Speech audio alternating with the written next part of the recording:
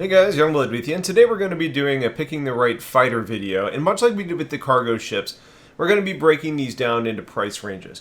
So to start, we're going to use the $60 price point as our max, because it's about what an average AAA game costs, so it's kind of a logical stopping point, as well as how some of these ships kind of get lumped together. It's also important to know that you can end up upgrading all of these ships with different components and weapons to drive different performance results. So with so many variables, we're mostly going to be looking at just the stock loadouts when we're doing our comparisons. So with that in mind, the ships that we're going to be reviewing are going to be the Merlin, the Archimedes, the Aurora LN, the 85X, the Avenger Stalker, the Avenger Titan, the 300i, and the 125A. So with those in mind, let's go ahead and jump in with the snub fighters. Now, the Merlin is known as a small snub fighter that's really designed to dock with the Constellation, Andromeda, and Aquila and act as a parasite ship that can kind of get hauled around and deployed when necessary. The P-72 Archimedes is basically the same concept and a similar idea, but more designed around speed and luxury, and comes with the Constellation Phoenix. The cost for the Merlin is only $25, and the Archimedes comes in at $35. And while those really small price tags may seem really interesting and appealing, their model of being towed around by a larger ship also means that they're not really the types of ships that can actually do much traveling on their own, which means that they don't have their own quantum drives. That means they are extremely limited and lacking in the core abilities to really be a self-service ship in the verse. So, you're limited to where you can travel without quantum, which is really basically nowhere in the persistent universe. At least until you end up having that ship docking ability in-game, and then you're still really being reliant on another ship. That being said, for things like Arena Commander, these ships are really interesting. They're tiny, they're very hard to hit, so if you enjoy kind of just being a pest, they're a lot of fun. Their speed is pretty good, with the P-52 having an SCM speed of 202 and the top speed at 1,028 meters per second. The Archimedes is faster at 248 meters per second in SCM and 1340 when you apply the afterburner. They both share the highest agility rating at 85 degrees per second of directional change, which plays into their dodging ability. Now, as expected, they do have low hit points on their hull, coming in at 3,350, which is way lower than basically all the other ships in this price range. And while the Merlin does have a military-grade shield, giving it 5,040 shield HP, the Archimedes has a light shield made for racing and has a measly 1,800 hit points on its shield. Now, as far as the weaponry, neither has missiles, but the Merlin has a fixed size 2 Tiger Strike Gatling, along with 2 size 1 M3A lasers. The Archimedes has 4 size 1 M3A cannons. That means the DPS of the Archimedes is slightly higher at 763 compared to 648 on the Merlin. Overall, I personally prefer the Merlin over the Archimedes, but it's not really a big discussion point since neither can quantum. They're just both really far too limited to really be considered here seriously at all. With that being said, there is a snub fighter that I won't snub off of this list, and that's the 85X. This is the dedicated ship that's being designed to be kind of a runabout for ships like the Origin 890 Jump. As you would expect, being from the Origin line, it is more expensive than the Kruger snubs, and it's going to cost you $50. Now, for that price increase, though, you see a very significant return on your abilities. You have the ability to use a quantum drive, so you're not really reliant on another ship to tote you around, and you do have a second seat to bring a passenger along or to help you control your systems. One thing I find odd is that the quantum engine and speed on this snub is actually the fastest of all the ships that we're covering here, so there is that. It's small, it's sleek, and it's fast. The SCM speed is 190, and its top speed is 1183 meters per second, which puts it at about middle of the pack of these ships that are in this category, which also includes the 71 degree per second agility, which is about middle to high on these ships as well. Where it struggles is with the durability, which its size and agility is hard to hit, but against a good pilot, your whole HP at 2400, which is the lowest overall in this list, is going to be a problem. Especially when you pair that with the 3600 shield HP, which is extremely low considering you're running 2 low output competition grade components. Now, you can obviously upgrade those to military or something else, but that is going to cost you.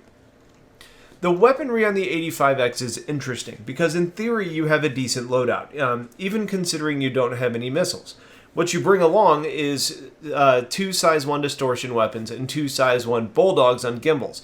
And I say in theory that's not bad because 4 guns on a snub fighter isn't bad, but right now, distortion is kind of a tricky thing in the universe. It doesn't work like you would expect it to.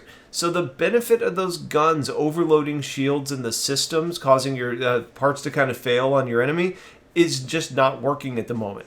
It will at some point, but you can't count on it if you were to purchase it today. Now, overall, the damage output according to the stats is 1086 of sustained DPS, but how much of that actually performs at present is a little bit to be determined. So I will say that with all of this in mind, including the low profile, the flight model, the visibility from the fantastic cockpit, faster quantum speed, and decent weapon options, this is one of my preferred ship, though it's not really going to get my overall recommendation here.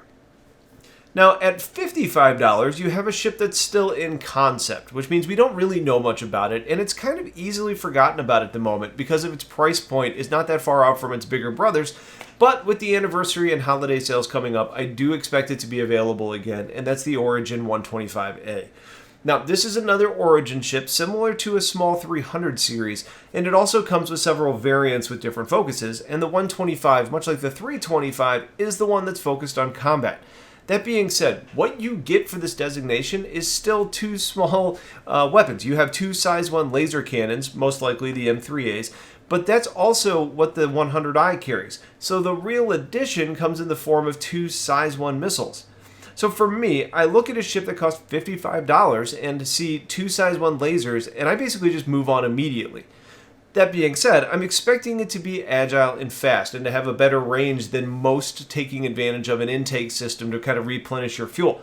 So if you want to travel long times or be out fighting for a long time, this one may be worth keeping an eye on, but it's small and it's not going to kill anything fast. So damage is a lot more likely to force you to return to port for repairs before your fuel ever would be a problem. Now that we have the snubs and the concept ships out of the way, we have 4 more real ships to cover, and we'll start with the lowest cost of the group being the Aurora LN at $35. At that price point, the Aurora LN may be the best bang for the buck ship in the game right now, but it's not quite our best performer either, which you frankly probably shouldn't expect it to be. You do have the slowest SCM speed by far at 138 meters per second, but a pretty strong top speed using afterburner up to 1,208 meters per second. Agility is on the low end at 71 degrees per second, so what you basically have is a slow and sluggish ship. It gets a little bit interesting when you start talking about the durability, because the hull brings you 3,990 HP, which is just above the snubs, but below the others. But the shields come in with 10,080 hit points, which is the second highest on this list, because what you end up having on board for your components is 2 secure hide military generators. You also have 4 size 1 gimbaled bulldogs currently, which have a really long time to fire before overheating, which means that you have a lot of sustained fire, and your sustained DPS goes up to 763, which is a little bit lower than you may expect, but when you pair that with 4 Dominator size 2 electromagnetic tracking missiles, you have the highest damage output of any of these ships in terms of the missiles. I have a really hard time not recommending the Aurora LN, especially if you want to get into combat as cheap as possible, but there are a few others I prefer still. Now, we've covered a lot of them, but the final Origin ship that enters at this price point is the 300i, which comes in at $55. You can see that this at $55 and the 125, this is a significantly higher tiered ship, but at a similar price. So the value proposition on this, at least within the Origin line, is very high. The 300 has the second highest SCM speed at 204 meters per second, and a pretty high top speed around 1,188 meters per second. And when you pair that with the agility, which is slightly better than the Avengers, it's a fast and agile ship. The design of the rework, which happened recently, is very slick, and you have a nice interior that includes a bed for logging out, as well as a small living area. The ship is surprisingly durable in regards to the hull at 6,150 hit points, which is the highest overall on this list. And while the stock shields are a bit weak at 7,200 hit points based on using 2 web shields, you could technically upgrade it, though of course at a cost. The weaponry it does bring along, though, is pretty impressive, with 3 size 3 weapons overall, including 2 Shredder ballistics and 1 M5A laser cannon, giving you 1,016 sustained DPS, which is the 3rd best on this list. If you add to that 2 cross-section size 2 missiles, you have a pretty potent damage output tied to a ship that's pretty capable of avoiding damage and chasing people down, and being able to take some damage too. Overall, I think it's just a really well-rounded ship. Lastly, we're going to go ahead and get into the Avengers. It's a Youngblood video. How are we not going to cover an Avenger? We're going to look at the Titan at $50 and the Stalker at $60. Now, the way these ships were sold initially was that the Titan variant is missing the holding cells and is more focused on cargo running and being versatile, while the Stalker had prisoner cells and focused on bounty hunting and mercenary work. Now, you would take that, and the initial concept and loadouts reflected that the Stalker should have superior weaponry. It included disruption weapons to help disable ships. Now, that's since changed, at least in this patch. And what we see now is the cheaper Titan is actually the better fighter overall. It comes in with 2 size 3 hardpoints that have gimbaled Badgers, which I've already said are pretty good weapons, and a size 4 mount on the nose that has a gimbaled Mantis Gatling gun. Now, when you look at the Stalker, you still have the Mantis on the nose, but the wings actually have Omni-Sky size 2 lasers that are gimbaled. Now, the reason the Titan is doing so much better and having 231 more damage DPS, which is the highest on this list, is because the Omni-Skies on the Stalker are very prone to overheating, which means that while each shot can actually pack a pretty good punch, it has a slower rate of fire, and you're going to be spending more time waiting for your cooler to do its thing.